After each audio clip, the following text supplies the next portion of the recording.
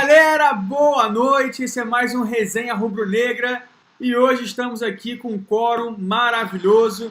Vou passar a palavra para a galera se apresentar. Meu nome é Bruno Estrela, sou mediador aí da casa, quero dar as boas-vindas. É o Campeonato Carioca começando, a gente começa a nossa primeira resenha do ano, falando de um jogo, vitória do Mengão. Então, com a palavra aí, Gaguinho, suas primeiras considerações para a noite, saudações aí. Primeiro é deixar claro que o cheirinho acabou, então a gente agora é uma nova era, sem cheirinho, totalmente focado no título, e lembrar que o juiz é nosso, hein? Melhor contratação do ano, pô, estamos arrebentando com o time nota 10, o juiz é nosso, hein? É isso aí. Paulo Araújo, suas considerações iniciais, boa noite. Boa noite, galera, boa noite, internautas, amigos aí do Resenha Rubro-Negra. Eu vou seguir no que o Gaguinho falou aí, mas eu também acho que o cheirinho acabou. Acabou lá na Florida Cup, né? Já metemos o primeiro título. E me parece, pelo que o Abel montou em campo, apesar de substituições no final, do cansaço, o time jogou um pouco recuado, mas o time do Abel já dá sinais que vai ser um time agressivo, né? E não é aquele que a gente viu aí nos últimos anos. Essa é a minha opinião. Vamos nessa. Beleza, e para completar o time, por enquanto, a gente tem o Fábio Tadeu. Digo por enquanto, porque o Alessandro tá a qualquer momento. Olha aí, ó. Tá manifestando. Tá manifestando, hein? Tá manifestando.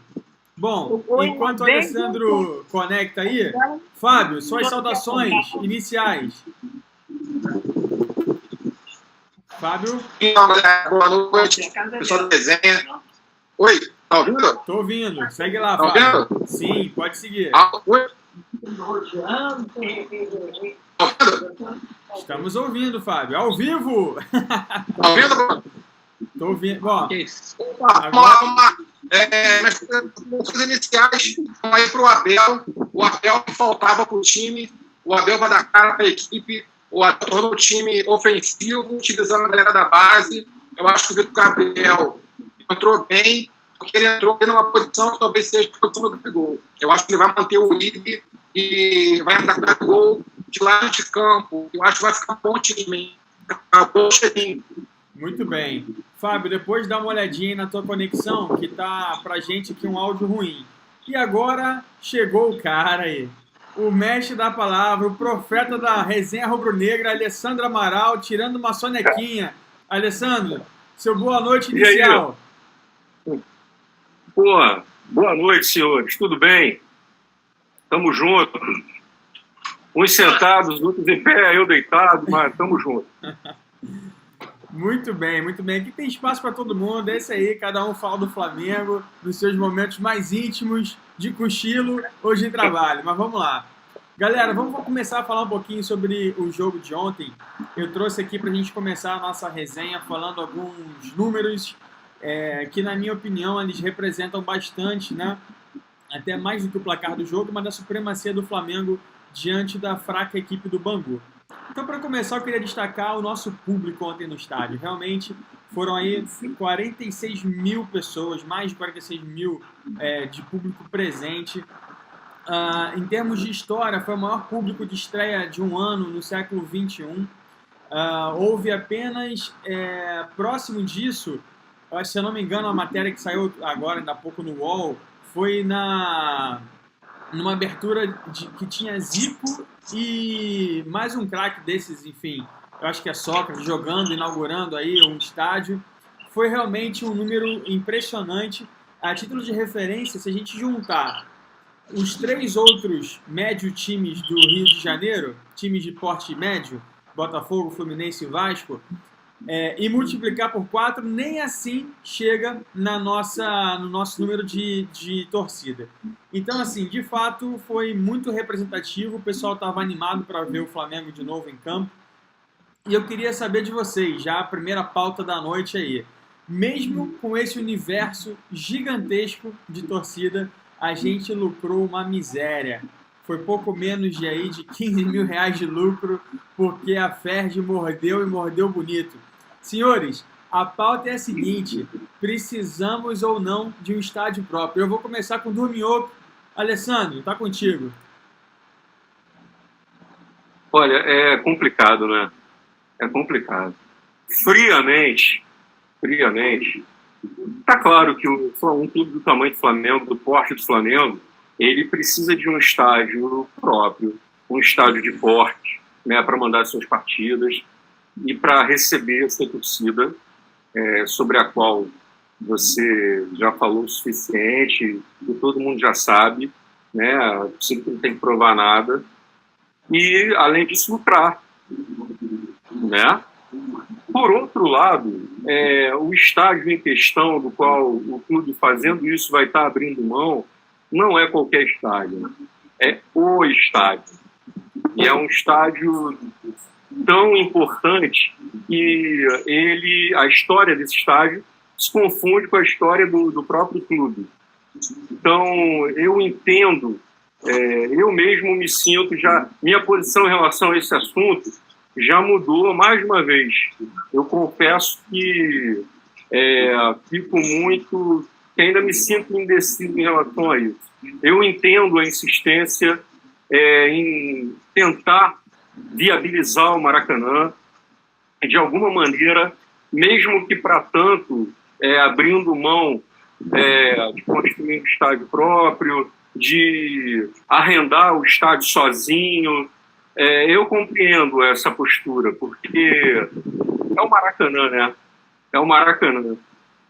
Agora, as circunstâncias estão obrigando o Flamengo, a meu ver, a, infelizmente, abrir mão. Talvez fosse o ideal que se tentou já na gestão passada, conseguir um estádio menor porte, como seria a Ilha do Urubu. Mas a localização era péssima, era muito ruim mesmo. Não falo nem da estrutura. Na Gávea, por sua vez, talvez fosse o caso de nós termos ali, como se diz agora, essa moda, né? Estádio boutique e tal. Seria viável um estádio de pequeno porte para jogos menores. Agora, Alessandro... Mas não dá. É interessante então... a gente... Desculpa. É interessante só a gente destacar que, assim, mesmo diante de uma negociação mais favorável, né, em termos de percentual de pagamento ao consórcio do Maracanã, o que fica claro, até em função das regras do Campeonato Carioca, onde no lucro você precisa dividir igualmente com o visitante, que é uma grande parcela dele, então o Bangu ganhou um dinheiro incrível nesse jogo. Uma questão que chama muita atenção e, de fato, ano a ano o Bandeira enfrentou isso sozinho durante um tempo. A FERJ morde um percentual muito agressivo da nossa receita. São 10% da receita do estádio, da partida, e nenhuma outra federação no Brasil tem esse percentual tão agressivo. Vou perguntar para o Paulo. Paulo, qual é a alternativa que a gente tem para tentar sair dessa sinuca de bico, né? Se a gente não participar do Carioca, a gente é punido. Se participa, a gente é extorquido. Qual é a solução? A solução, no meu modo de ver, antes de construir um estádio, construir uma federação. Uma federação decente. Uma federação feita por gente honesta. Uma federação não formada por um bando de ladrão. Entendeu? A questão é essa. Porque é um absurdo. E o Brasil não tem... proteja o clube de agir ter sua vida de forma decente.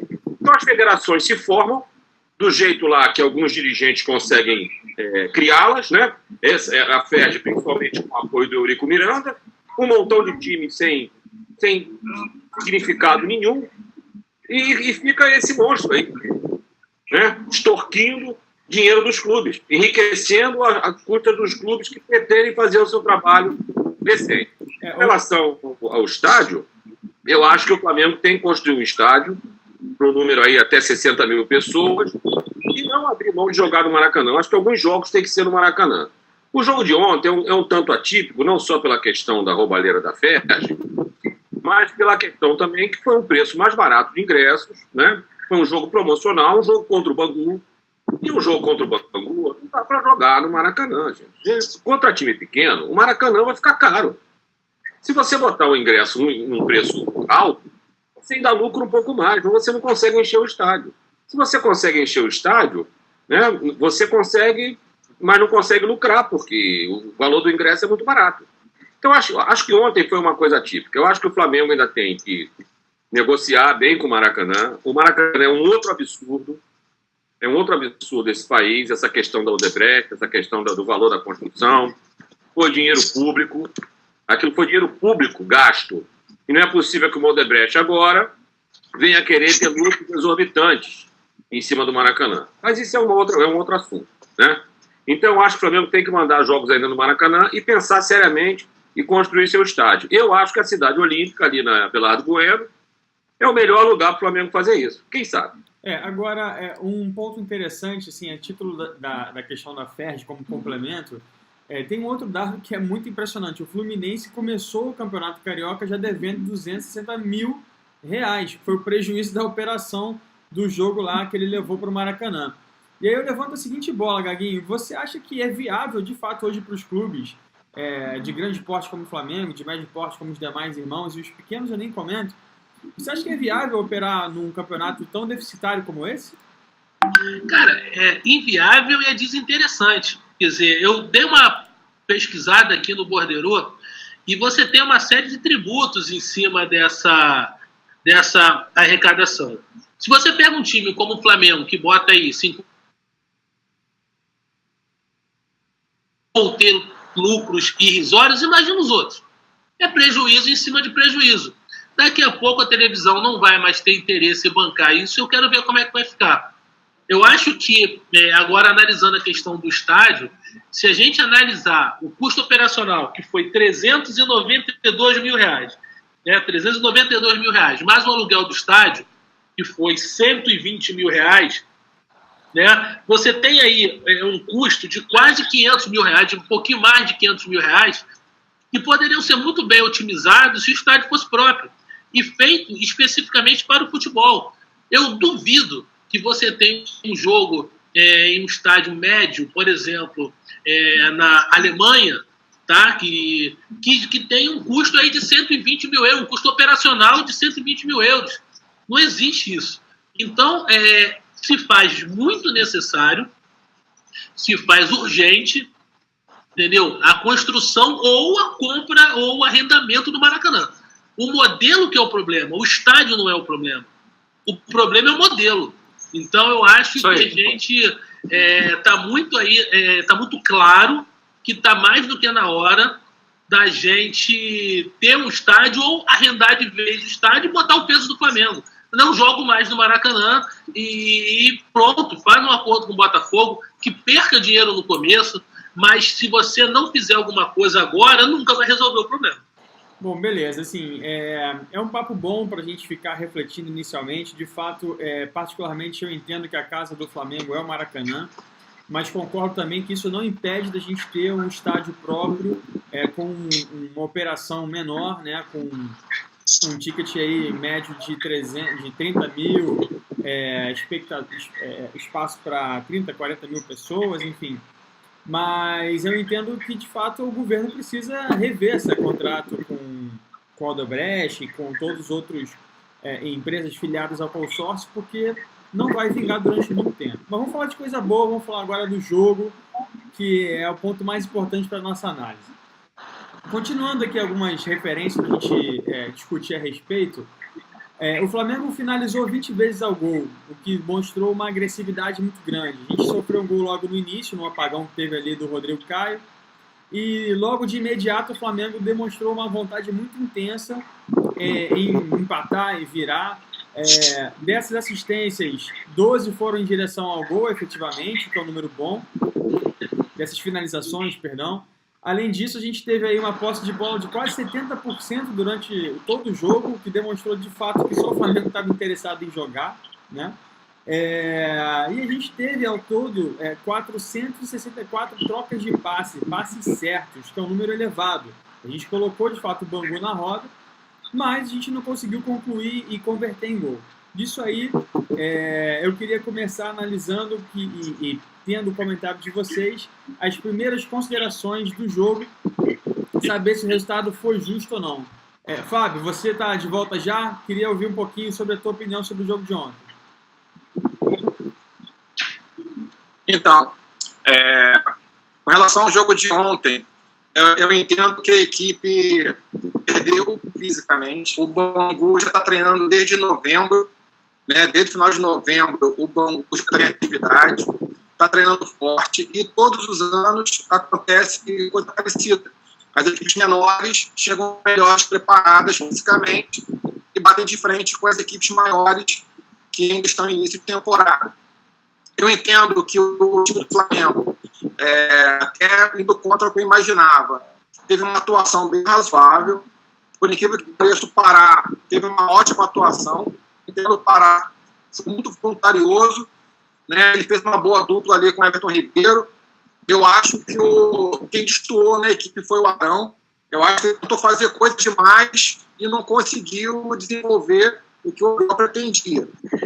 Eu acho que o time, tirando o apagão do Rodrigo Caio, o time foi bem, o time não foi mal, não. Para início de temporada, eu acho que chegaram poucas bolas para o Uribe. Eu acho que não trabalharam tanto para o centroavante, coisa que o Abel fez na época do Fluminense com o Dourado, né? O time trabalhava com o Dourado. A equipe trabalhou mais individualmente. O Diego teve uma participação muito boa, na minha opinião. Sem dúvida foi o destaque da equipe. Diego estava achando muita vontade, não sei se por conta da concorrência ou porque ele quer renovar o contrato logo, mas ele teve uma atuação muito boa, apesar de apenas perdido.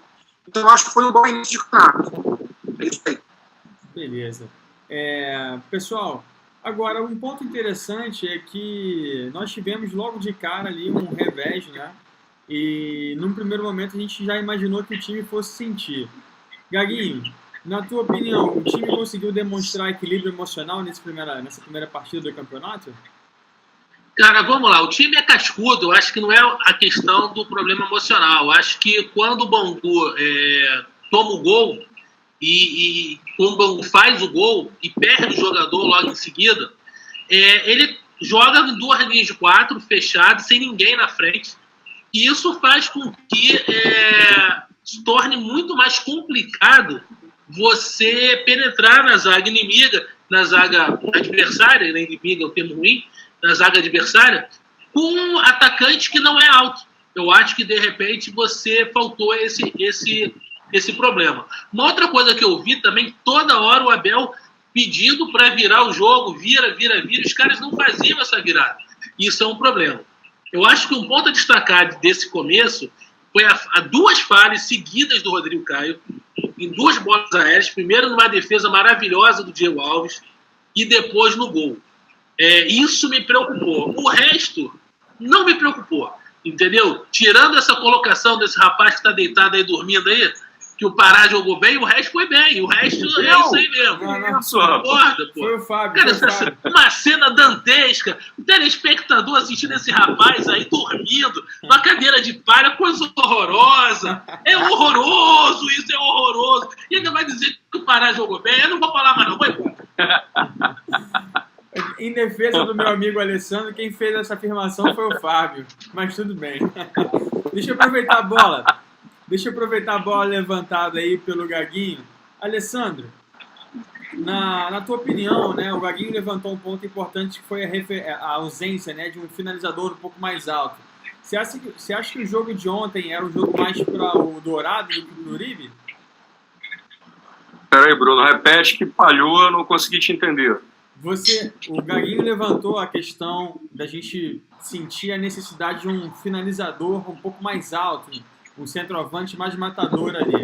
Você acha que o jogo de ontem era um jogo muito mais pro Dourado em detrimento ao Uribe? Não. Eu acho que jogo nenhum é mais propício ao Dourado do que ao Uribe. Eu acho que o Dourado... Não é, o Flamengo não é favorável para o Dourado. Aliás, o Flamengo não é favorável nem ao Dourado, nem ao nosso querido Ilharão. Parecia que eu estava adivinhando, né? É brincadeira o Ilharão. Não dá para o Ilharão. Eu realmente não sei como é que pode o Ilharão permanecer no elenco do Flamengo. Para o contrato do Ilharão, pelo que eu li Saiu no vídeo hoje de renovação do Arão.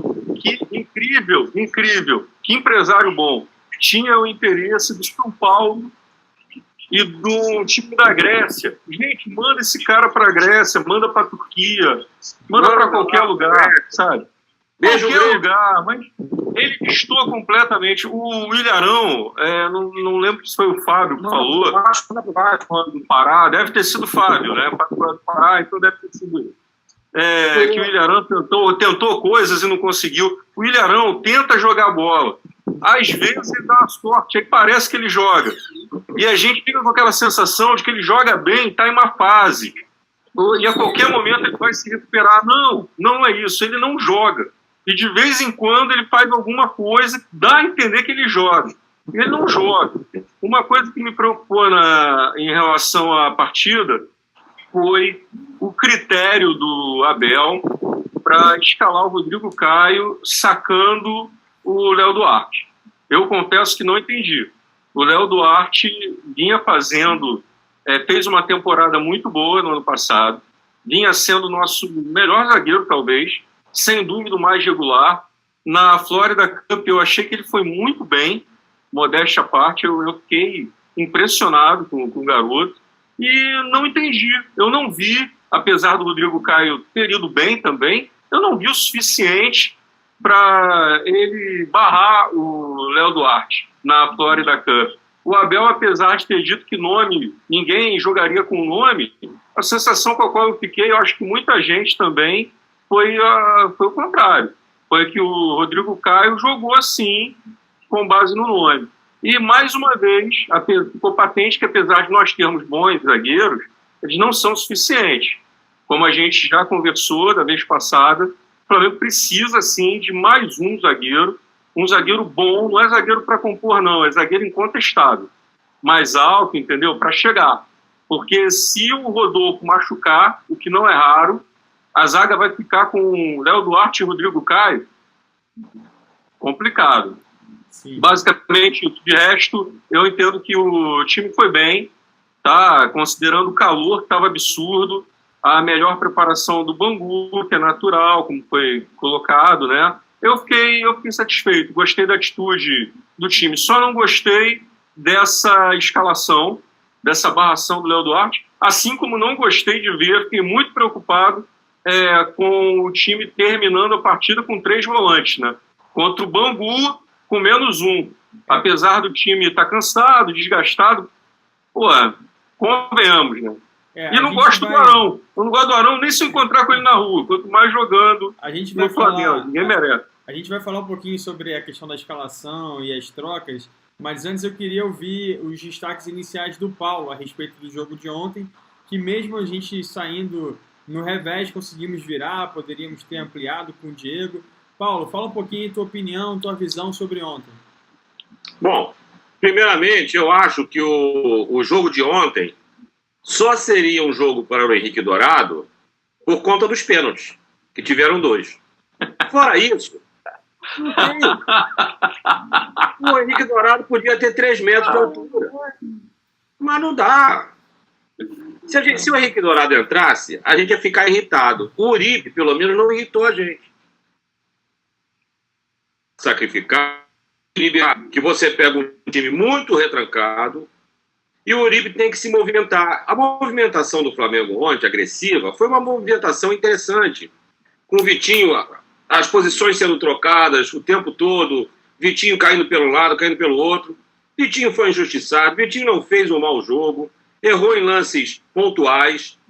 Agora, o torcedor vai para o Maracanã no primeiro dia de jogo, nossos queridos companheiros flamenguistas, para vaiar jogador, faça-me um favor, né? Não vaiaram o Arão, não vaiaram o Pará, e vão vaiar o Vitinho.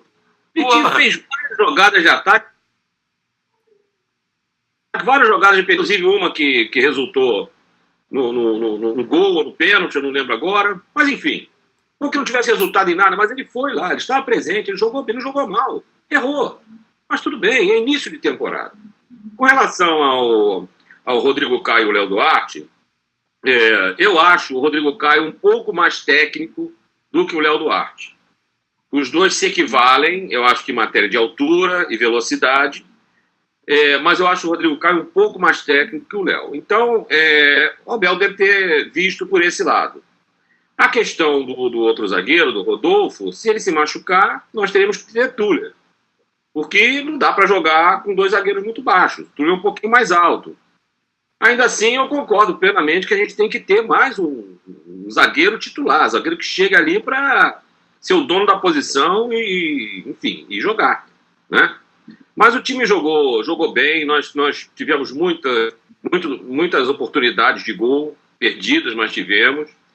E é o primeiro jogo. O time do Bangu não é nem um time muito ruim. O time do Bangu é um time arrumadinho ali, mas, porra, é complicado. Se vocês olharem para o jogo do Fluminense, para o jogo do Vasco, para o jogo do Botafogo, para o jogo do Palmeiras, para o jogo do Corinthians, nenhuma delas botou o adversário contra as cordas como a gente botou. Então a estreia do Flamengo, no meu ver, foi muito, muito positiva. E agora só mais um comentário que eu vi hoje aqui no Fox Sport, que não é do nosso time, mas os caras ficaram imaginando o Ganso flutuando ali pela entrada da área e o Pedro recebendo as bolas. A minha resposta para isso é o seguinte, para isso nós temos Pires da Mota e Coelhar, para comer o ganso assado. Na verdade, não dá para jogar com ganso, porque, segundo fontes, o ganso foi engolido pelo Ayrton. Cara, rapaz, comentarista, sai com cada uma, que eu vou te contar. É duro. É difícil. Bom, olha só, tem um detalhe que eu não ouvi os senhores comentando e eu preciso fazer aqui uma observação. Ninguém falou do nosso camisa 10. Na minha opinião, o Diego se destacou no jogo de ontem. Chamou para si a responsabilidade, sinalizou vontade, empenho, liderança, distribuiu a jogada, fez o papel ali de segundo volante em diversos momentos, porque o Arão sempre está como meio atacante. Conseguiu o seu objetivo, né, Bruno? Sim. Vamos já renovaram com ele. Calma. Não solte spoiler. Mas, na verdade... O objetivo foi conquistado. Eu queria falar um pouco sobre o Diego, ouvir a opinião de vocês sobre o Diego, e já aproveitar para provocar um pouco a seguinte reflexão. Diego renovamos o contrato, né? O Paulo já adiantou aí a informação. Não está assinado, mas já é sacramentado por diversos jornalistas, enfim, em várias emissoras. Agora, fiquei muito feliz com a renovação. A minha pergunta para os senhores é, primeiro, uma avaliação sobre o Diego em campo ontem, e segundo, se ele tem espaço no time titular de vocês. Gaguinho, segue daí. Vamos lá, eu gosto muito do Diego. Eu acho que ele tem raça, ele corre o jogo todo. Eu acho que ele tem vaga sim. Ontem, por exemplo, eu teria tirado o Arão e recuado o Diego para segundo homem ali, e entraria com alguém mais ofensivo. O Arão ele pode render mais, apesar de não gostar também muito do futebol dele mais na frente. Se você analisar o mapa de calor dele ontem, ele tem 70% a 80% da participação no jogo entre o meio-campo e o gol adversário, ou seja, ele não vem buscar a bola aqui atrás, sobrecarregando o Coedjar. Então, eu acho que o Diego pode ser um bom 10 ali de meia, armando a jogada, mas não titular. Agora, e pode também ser o segundo homem ali no lugar do Arão ou do Pires, se você quiser jogar com dois volantes mais defensivos, em algumas situações, como ontem. Ontem era o dia de você pegar o Diego e fazer ele sair jogando mais rápido, para a bola girar de um lado para o outro. Acho fundamental a participação dele. Você precisa de dois times, são 80 jogos na rodada. A gente já falou disso em alguns programas anteriores. Você não pode ter um elenco. E só fazendo uma parte na questão do Rodrigo Caio, eu acho que o Abel está fazendo experiência. O time de quarta-feira não vai ser o mesmo de domingo, que não vai ser o mesmo no próximo domingo. Ele está usando o Campeonato Carioca para experimentar. Ele experimentou o Rodrigo Caio e Rodolfo, vai botar o Léo Duarte ali no meio. Ele sabe que ele não tem um zagueiro experiente que ele quer, ele queria o Dedé, mas o Dedé não vem. Tem o Kahneman, que pode ser que venha, não sei, e vamos ver. Mas a questão ele está fazendo experiência. Quanto ao Diego, fundamental para o elenco de segundo volante, de meia, de um monte de posições. Não é o titular absoluto, concordo, mas está longe de ser dispensável. Legal, legal. Bom, a gente falando um pouquinho ainda sobre Diego e a renovação, eu queria ouvir um pouquinho a opinião breve, para a gente poder, tem muito assunto hoje para a gente falar. Alessandro, no teu time, Diego e mais 10 ou ele está compondo elenco? Cara, compondo elenco. Eu também gosto muito do Diego, mas eu entendo que dentro dessa filosofia que o Flamengo está adotando para esse ano, a meu ver, sabiamente, considerando a quantidade de partidas na temporada, né? A ideia é que nós tenhamos 2 times. Né? E mesmo essas 2 equipes, elas obviamente não vão ser fixas, né? O time A e o time B, rígidos, não, eles vão se misturar. Jogador que atua numa competição, de repente vai passar a atuar em outra, e vice-versa, enfim. Dentro dessa lógica é que a gente tem que raciocinar. Eu acho que a gente não tem que ficar preocupado em impor um 11, né, titular, até porque essa competição vai ser muito boa. Já está se mostrando.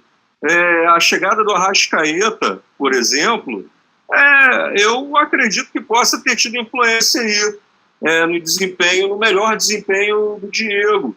É uma disputa sadia para todos eles. Eu entendo que o Diego é um jogador valioso, por tudo que também já foi colocado aí pela galera, e que abrir mão do Diego, além de fazer com que o Flamengo perdesse muito, ainda iria certamente reforçar algum adversário direto. Teria sido uma bola fora.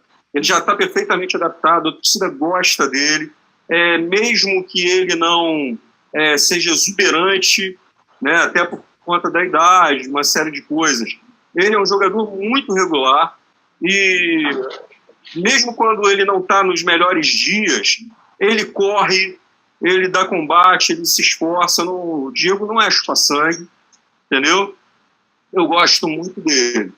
Muito bem, agora assim, para a gente fechar a avaliação dos jogadores, né, eu também destacaria um ponto importante. Acho que o René fez mais uma excelente partida ontem. Quando a gente não fala muito mal do cara, especialmente ele sendo lateral, é porque ele está fazendo bem o trabalho dele. A gente sabe que o René não é um cara que tem uma habilidade forte para apoio, mas no time, no elenco que a gente tem, de fato não precisa de alguém muito agressivo, a gente precisa de alguém muito forte na defesa. Bom, eu queria saber e falar um pouquinho mais, né? O Paulo já levantou, então eu vou começar com ele a respeito sobre isso. Paulo, você certamente discorda, né, de grande parte da torcida que vaiou o Vitinho. E isso abriu já, né, para a imprensa uma margem aí, virou pauta em todos os programas esportivos de segunda-feira. E aí, a questão que eu trago, uma questão um pouco mais polêmica, é assim: vocês acham que o perfil do público faz diferença, ou a torcida, de uma forma geral, ela é mais impaciente, ou essa torcida que se chamam, né, de raiz, uma torcida que está preços mais populares, onde a gente consegue ter um público um pouco mais mixado no estádio, esse público ele é mais exigente que o público que tem ingresso mais caro ou não, o público é o mesmo? Qual é o perfil de torcedor que a gente pode analisar que tem diferença de paciência ou não? Você acha que faz diferença para o torcedor, para o desempenho do jogador em campo, isso? Bom, primeiramente essa questão eu queria primeiro pontuar 2 coisas, né? Primeiro dizer o seguinte, o mapa de calor do Ilharão, onde a bola está, geralmente está azul ou até branco. Um jogador que se esconde. Não vamos esperar muita coisa do Ilharão. Mas essa da torcida vai. Eu acredito que quem vai um jogador, vai ao estádio para. É um comportamento de modismo. É um comportamento tolo, é um comportamento de pessoas que não acompanham, entendem muito de futebol, mas vai por modismo, porque o Vitinho custou caro no Botafogo, porque ano passado existia já uma certa manifestação de vaias contra o Vitinho. E isso é uma grande burrice. Você vai Mesmo se fosse o Maurinho, rapaz. No primeiro jogo não se vai ninguém. Maurinho não. Vou embora de novo, Vai embora, André. No primeiro jogo não se vai a ninguém, pô. Não. Então, eu acho que isso é uma grande bobagem. Agora, eu acho que hoje, tendo uma polêmica aí, outro dia estava se levantando a questão dessa participação de torcida organizada nas decisões do clube e torcida organizada influenciando. Eu acho que cada vez mais essas questões de torcida vão migrar vão ser cada vez menos presenciais. Eu acho que lentamente essa coisa vai começar a mudar, essa cultura vai começar a mudar. Porque eu acho que torcedor tem que torcer. Torcedor não tem que ir querer agredir. Para mim, torcedor não tinha nem que ir para aeroporto. Entendeu? Torcedor tem que torcer. Ele torce, ele vai para o estádio, ele torce. Agora o cara vai para o estádio para querer brigar. O cara vai para o estádio brigar os outros. Não tem nada a ver, cara. Vai para ver o jogo. Beleza. Vai para se inteirar do que é futebol. Não vai só a questão do Diego aí com o Diego. Eu acho que o Diego pode jogar junto com a Arrascaeta e os dois podem se revezar nessa função de segundo volante. Você tem sempre a opção de, num jogo com um adversário um pouco mais qualificado, dois volantes, entrar com o Pires, entrar com o Coedjar, e aí o Diego... Enfim, aí você tem várias opções que o Abel vai poder mexer com isso aí. Muito bem. Meu modo de ver. Alessandro, e aí? O cara paga ingresso independente de caro ou barato. Ele tem direito de vaiar? Pô, gente, olha só.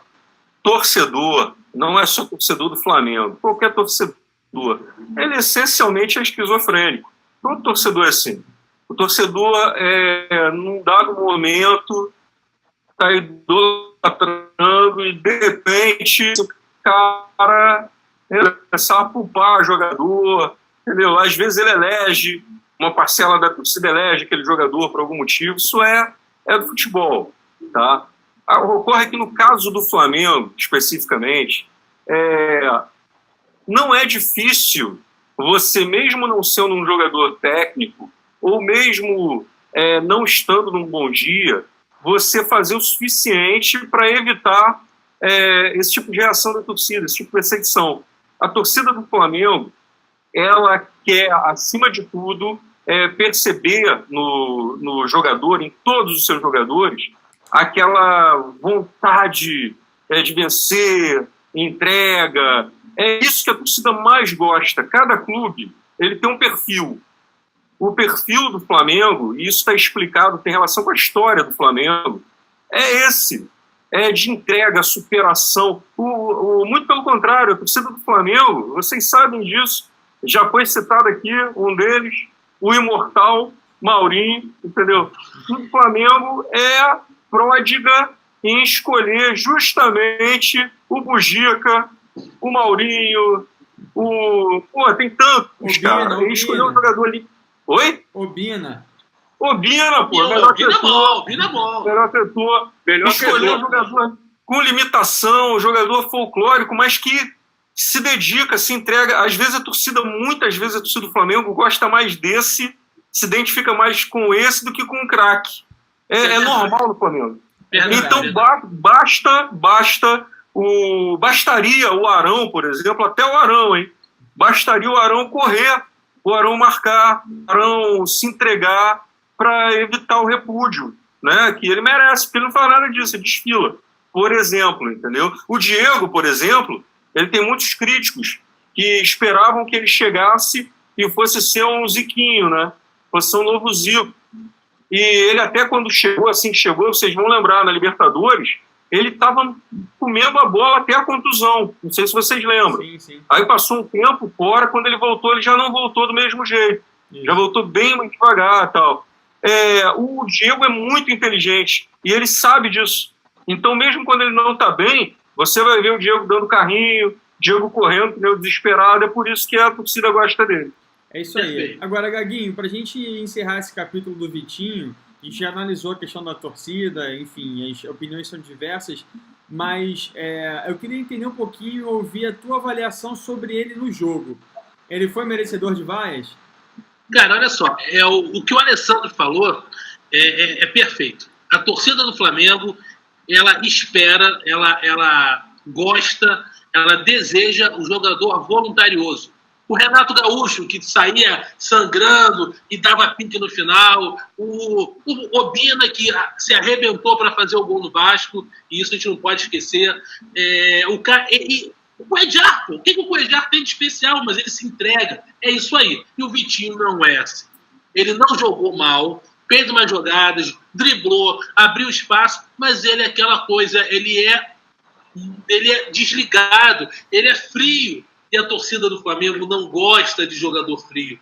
O Ganso pode ser um gênio, mas aquela velocidade que lembra o Alessandro em campo. O Ganso lembra muito o Alessandro. Assim, ele não joga, ele se arrasta. Ele se arrasta, entendeu? É o típico jogador que se alimenta no McDonald's, não tem sangue. É isso aí, o Flamengo não quer isso. Não come feijão. Não acho, Paulo, não acho que o Vitinho jogou mal, não acho. Não acho que ele mereceu vaias. Agora, acho que ele tem um perfil que não agrada a torcida. Ou ele muda o perfil, ou ele vai ser perseguido, assim como o Alessandro é na nossa pelada, rotulado como sem sangue. Inveja. Vai ser o destino de Vitinho. Inveja. Muito bem. Agora, o Alessandro chegou a tocar nesse assunto, né?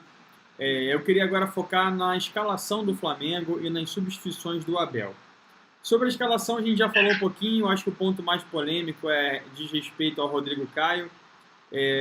Agora, o que mais me chamou a atenção foi, de fato, a gente terminar o jogo, como o Alessandro bem destacou, com um a mais, com uma vitória e contra o Bangu, e terminamos com o time com 3 volantes.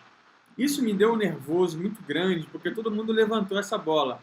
O Abel gosta de volante, o Abel gosta de volante. Eu imaginei que no Flamengo, com o elenco que ele ia ter, ele não faria algo do gênero.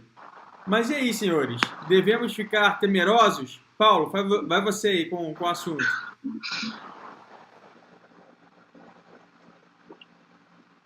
Posso ir? Pode, vai lá.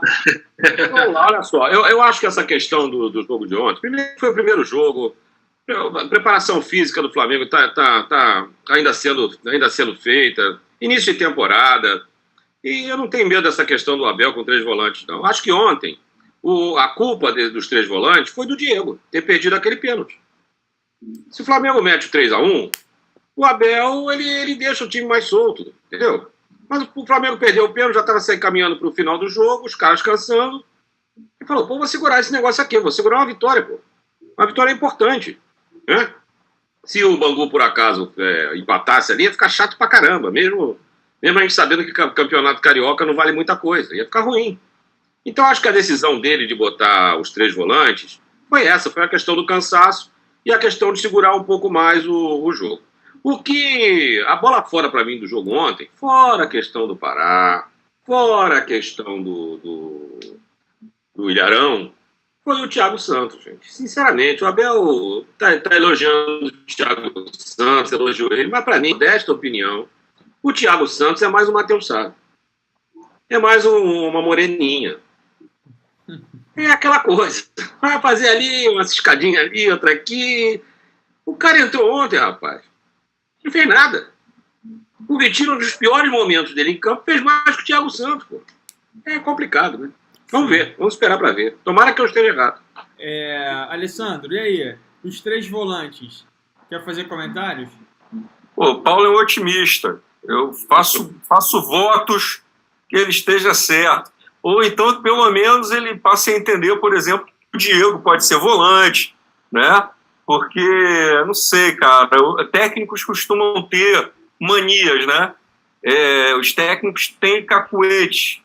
E o Abel tem esse. E todos nós conhecemos. Eu acho que o que me preocupou, na verdade, foi a manutenção, sério, tá? A manutenção do Arão. Que ele tivesse tirado... Não, é sério. O Arão é escalado como segundo volante. A gente chega no final da partida, como o Paulo falou, né? Com 2-1, um resultado é o resultado mais enganoso do futebol, né, precário, tendo que ganhar a partida, com a galera cansada, com a equipe do Bangu melhor preparada. Tudo bem que ele colocasse um volante, mas eu fico pensando, por que ele não tirou o Arão, não ficou com menos um meia e com 2 volantes, né? Colocou um volante de verdade, deixou o time mais equilibrado. Porque com o Arão a gente tem um volante só, que é o Cuejá, que tirasse o Arão e pusesse um volante, ou o Jean Lucas, ou o Pires da Mota, entendeu? Para correr, para dar combate, para ajudar o Cuejá. Me preocupa mais em relação a essa questão dos volantes a figura do Arão. Esse entendimento de que o Arão é volante quando ele não é volante há muito tempo. Ele botou na cabeça que ele é meia, porque foi dito para o Arão que a grande qualidade dele seria aquela infiltração, né? Tudo bem. Mas a infiltração, ela funciona quando o cara é volante e aparece de surpresa. Quando o maluco vive lá na frente, não tem surpresa nenhuma. E ele não tem habilidade para ser meia. Então ele acaba não sendo meia, não sendo volante, não sendo nada. Além de não ajudar, ele atrapalha. Então, o que me preocupa, mais do que colocar um volante, é manter o Arão a qualquer preço no time. Isso é preocupante. Eu já vi esse filme, sabe? Eu não quero ver de novo. Tem uma questão interessante, né? Porque o Paulo levantou essa questão de estatística, ou o Gaguinho, não me recordo agora. De fato, hoje o Arão ele joga muito mais no meio-campo, entre o meio-campo e o ataque, que é um papel que, teoricamente, o Diego, né, tem feito e em alguns jogos fez muito bem, que foi como segundo volante. Por isso que eu, particularmente, enxergo que o Diego tem espaço no time titular se trouxer ele para o lado do Cuejá. Eu acho que deixando ele ali no quadradinho dele, ele vai fazer bem, ele é raçudo, vai morder, vai distribuir brilhantemente e deixa os outros lá correr para frente, finalizar em gol. E der mole, ele consegue chegar na área do adversário e vai ter qualidade para finalizar muito mais do que o próprio Arão. Mas vamos lá, Gaguinho, na tua avaliação, a gente terminou o jogo, me corrija se eu estiver errado, tá? Com Cuejá, Arão e Pires da Mota no meio campo.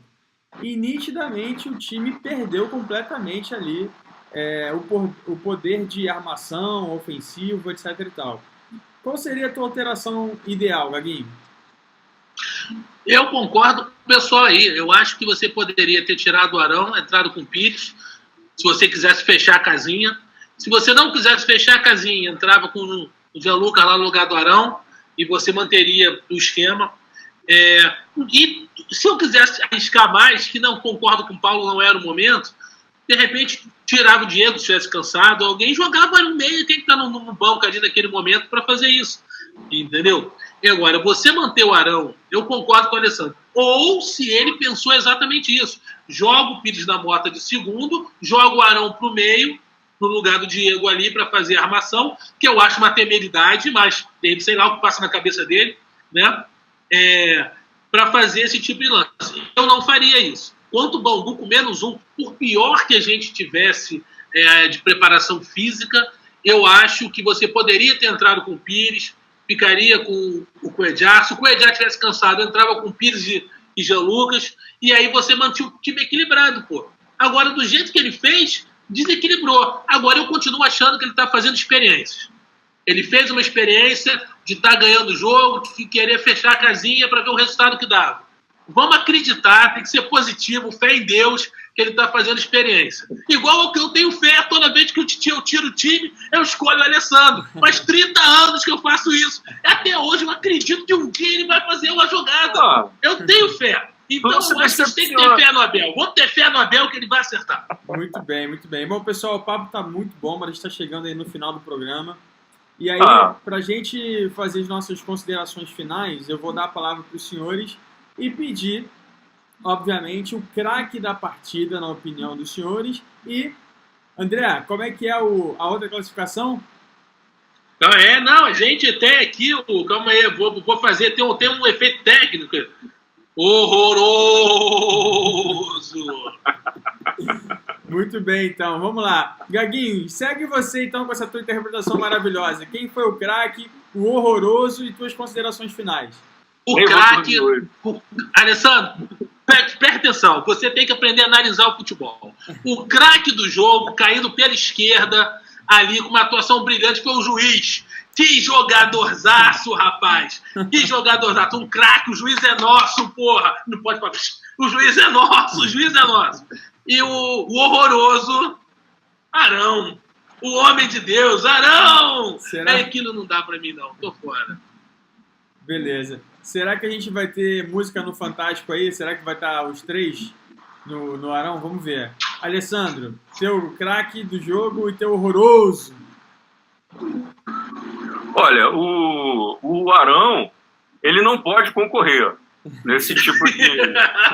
Não pode. Arão é o concurso. Ele é o horroroso ad eterno. O Arão não existe, tá? Então não vou votar no Arão, porque na minha opinião ele é sempre, vai ganhar sempre o pior, o horroroso. Como é que é aí, André? O horroroso? Calma aí, até aqui, pera aí. Horroroso. É sempre o Arão, tá? Então depois do Arão, o Abel. O Abel, não gostei. Vocês são muito otimistas, eu não sou não. Eu e a Regina Duarte, nós temos medo, tá? Eu tenho medo do Abel quando começa assim. O craque da partida, na minha opinião, é o Diego. E, para finalizar, eu só queria deixar aqui registrado, tá, que eu vou gostar muito quando nós começarmos a ter uma TV Flamengo, quem sabe, transmitindo jogos do Flamengo, parcial mesmo para o Flamengo, entendeu? Narração do Bruno Estrela e comentários da trupe do Resenha Rubro-Negra. Não aguento mais imprensa paulista, cara. Eu não aguento mais. Até ESPN, que tem uma boa equipe, uma equipe profissional. Eles são ótimos, eu gosto, acompanho. Tá? Não é como Sport TV e Fox da vida. Pô, até os caras, quando vão analisar o jogo do Flamengo, é uma vergonha. Vocês devem ter visto, pô. Bruno mesmo compartilhou conosco aí. O Palmeiras empatou, não jogou absolutamente nada, quase perdeu. O Corinthians foi uma vergonha e tudo bem. Não, é início de temporada. Então, o Flamengo fez a melhor partida dentre os grandes e os caras, eles detonaram o Diego, detonaram o Vitinho, detonaram todo mundo. Não dá para assistir, não dá para acompanhar. Então, Bruno, vamos providenciar isso aí, beleza? Vamos transmitir as partidas, que assim como eu acho que a torcida do Flamengo, né? Ninguém aguenta mais esses caras. Muito bem. Tá, faz parte dos projetos, uma coisa de cada vez, mas vamos juntos construir esse caminho. Agora, só a título de observação sobre isso, Alessandro, é óbvio que nas resenhas esportivas você tem um olhar um pouco mais tendencioso ao mercado paulista, mas aquele material que eu encaminhei para vocês, né, a comparação da chamada da Globo.com do Flamengo e a chamada da Globo.com do Palmeiras, é uma avaliação que a gente tem que fazer para o nosso público interno, de jornalistas que cobrem o dia a dia, os setoristas. Por quê? Quem produziu aquela matéria do Palmeiras foi o setorista lá de São Paulo, da Globoesporte.com, que cobre o Palmeiras. E quem produziu aquela matéria do Flamengo foi o Cauê, que é o setorista do Globoesporte.com do Flamengo. Então, assim, tudo é o como você quer dar visibilidade, né, para aquele time, para aquele clube. E a gente sabe que, em se tratando de Flamengo, o que as pessoas querem é audiência, é o tal do clickbait. Então, assim, sempre vai ser mais polêmico, sempre vai ser mais acusador, mais tendencioso, porque é isso, a torcida do Flamengo, ela faz muita diferença para qualquer tráfego na internet. Então, meu amigo, a gente sempre vai ter, infelizmente, essas inclinações. Paulo, para a gente fechar o nosso programa, suas considerações finais, o craque do jogo e o horroroso da partida. Antes do craque do horroroso, eu vou seguir na vibe aí da questão da imprensa bairrista. Essa vergonha não vem de hoje, não. É uma coisa descarada. E como você tem uma concentração maior de dinheiro em São Paulo, isso se tornou mais descarado ainda. É uma coisa assim, sem parâmetros.